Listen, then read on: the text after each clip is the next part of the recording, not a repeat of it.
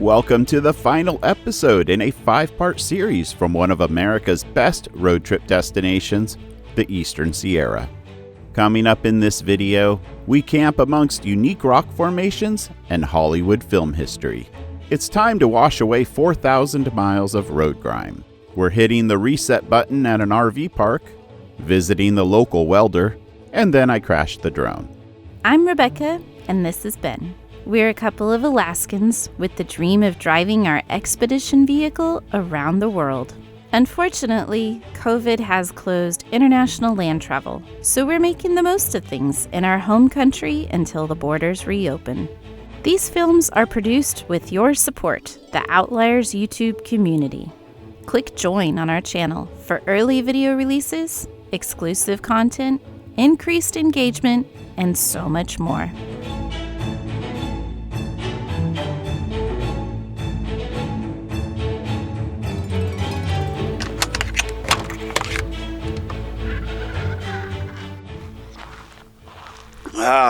Good morning, Outliers.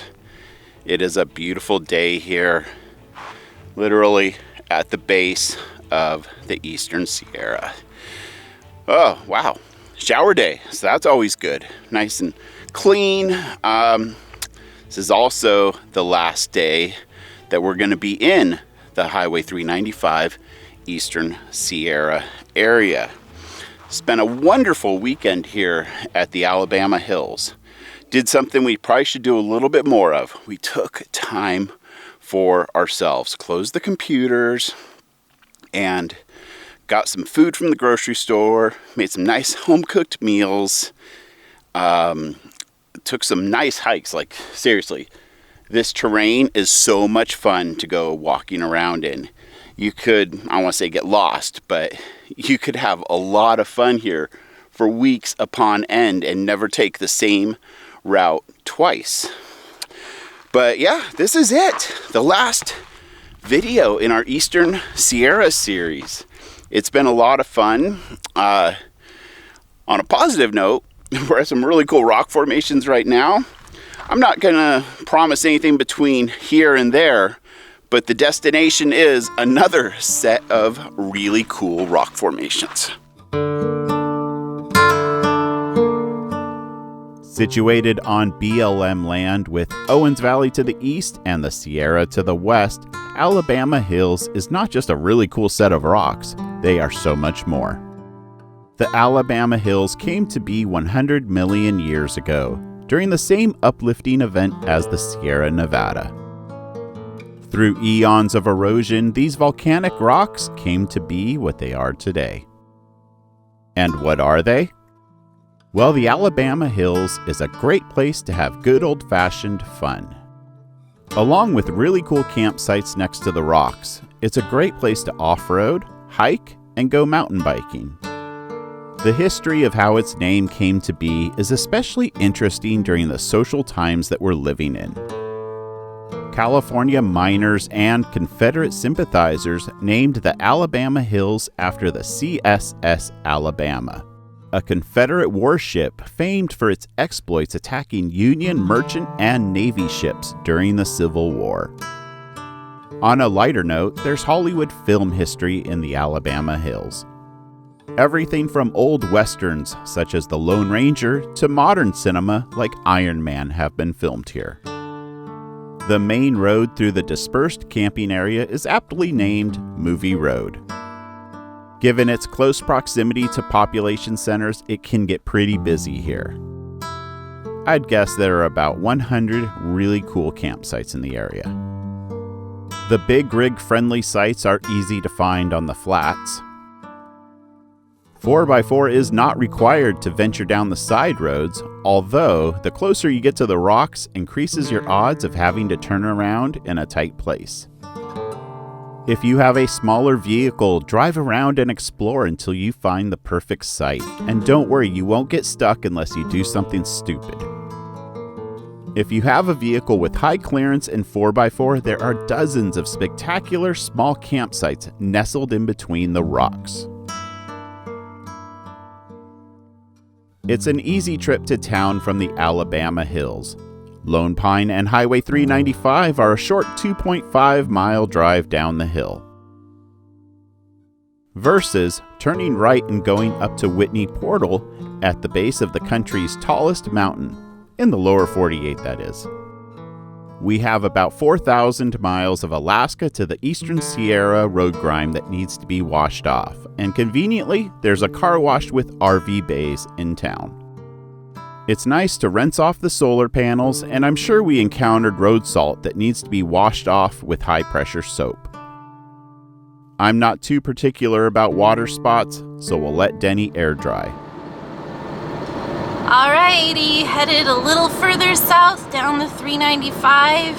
I know I've mentioned a few times that these are my family's old stomping grounds, our backyard playground, and that is because Ridgecrest, which is our next stop, was my grandparents' home for, oh my goodness, more than 40 years. Okay, first stop in Ridgecrest is the Bertrand Mobile Home Park. The pooper's full, and they have a dump station, potable water, and trash. This is actually a family friend in the small town of Rebecca's family, and they got a nice little drop box there to pay with. We refer to this process as hitting the reset button. You can only boondock for so long before you have to dump and fill things up. For us, this process involves emptying the pooper. Theoretically, one could just dig a hole and dump the cassette, but that's definitely not the preferred method. Our habitat has a 40-gallon freshwater tank. The toilet holds 4 gallons. Under the table, there's 8 gallons of dedicated drinking water, and we have 5 gallons hiding in the water heater, for a total capacity of 57 gallons. Trash is another problem. Sure, a lot of it can be burned, but again, that is not the preferred method. Hitting the reset button may not take us 12 seconds like a NASCAR pit crew, but we can easily do it in 10 minutes and 30 if we're trying to record it.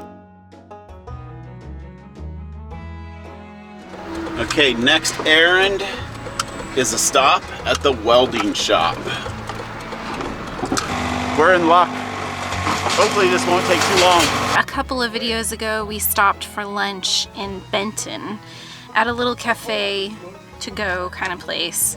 The parking lot was uneven, and when we put the stairs out, it caused them to crack on the very bottom rung. Makes them super unstable, not fun to walk on, had to be fixed so that we don't damage them further or damage one of us. So this guy's been really awesome, got us in today and get us all fixed up so we have been like honestly fighting it ever since then. We've been either putting our blocks down that we use to level out, our leveling blocks, or the go treads that we have.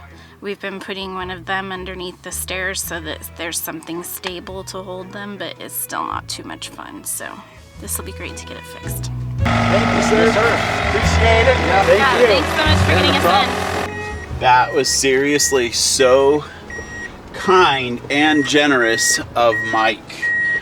We gave him a fabulous review on Google, and highly recommend, if you have a welding job here in Ridgecrest, to come visit him. It's called ABW Welding, kind of right here in the heart of town, and just the kindness of strangers. Once again, it's out there. Thank you very much, Mike. Well, I can guarantee we will not fit through the drive-through here, but hopefully they have a window. You can walk up to. Yes. Good to have an A rating. This is a special little stop at the Indian Wells drive-through dairy. This is one of Ben's favorite places in Ridgecrest. Back when my grandparents were still alive, he came over here quite a few times and helped my mom. They owned a lot of property here, and there was a lot to be done when they moved away from here. So they used to make a lot of trips to the dump, and this place was on its way back from the dump. And they have amazing ice cream. Order up, peanut butter milkshake. Where's my straw? right here. Okay. Bossy. Jeez. I bet I'm not gonna get a tip. Peanut butter and chocolate. It does not get any better than that.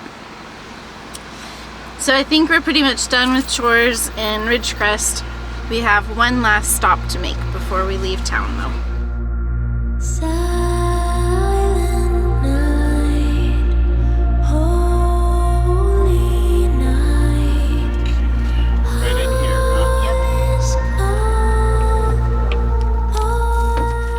Well, I think you guys all know my grandparents are from Ridgecrest, so as long as we're here visiting, we're passing through, we thought we'd stop and visit. They rest here, and we brought them a poinsettia last year, and we're able to do it again this year. And they were very special people for me.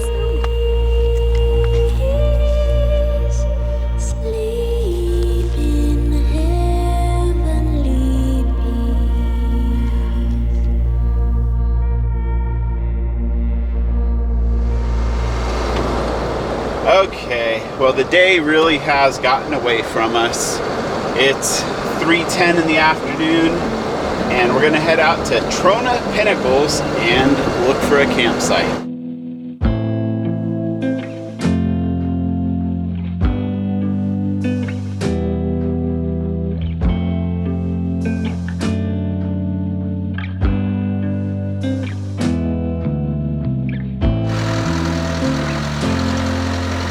Say we go into there somewhere. Okay. I just want to find a campsite for the night. Welcome to the Trona Pinnacles, BLM land, outside of, just say it's outside of a lot of places, but we came in from Ridgecrest, California. So Beck and I made a deal. She's gonna mix up a couple cocktails. I got the chairs out and I'm gonna make a fake fire. I don't care what you may think, but there are times when you just want to make a fire. You don't want to go scavenge for wood.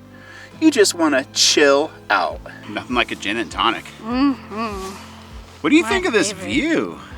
Mm-hmm. Like those mountains are glowing All the way around. all the way around us. Yeah. And there's a moon, really beautiful moon up there. Yeah, heck of a place. And the temperature is hard to beat. It is perfect, just enough of a chill that you'd want to wear like a coat. Well, when it comes to these fake fire logs, I can't lie, that was a generic one from a grocery store and it did not light off very well.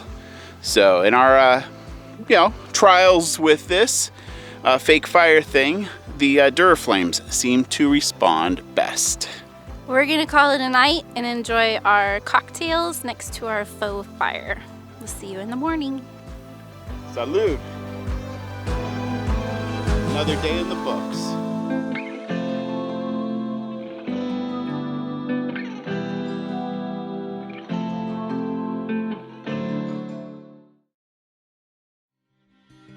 It's a beautiful start to the day in the Trona Pinnacles. And one of my favorite things to do, next to coffee, is to fly the drone during golden hour and capture awesomeness.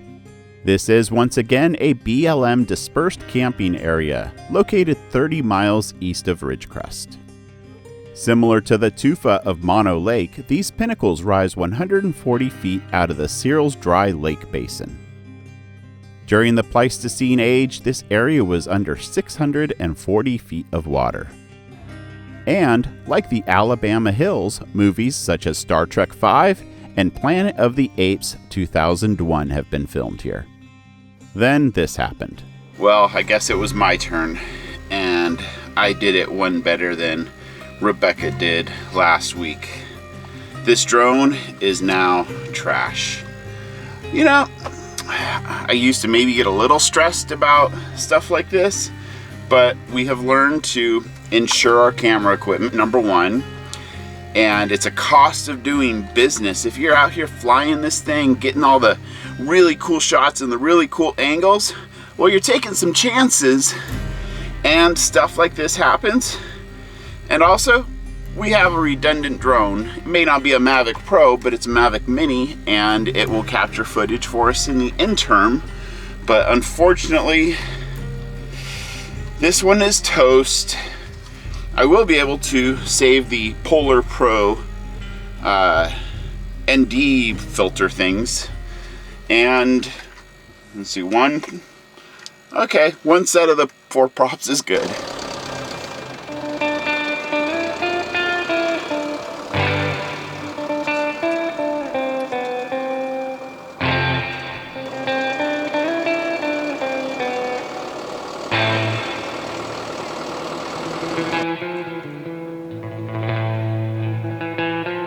Well, I can always rest assured that Ben will make me feel better by wrecking the drone even better than I did, and in this case, destroying it.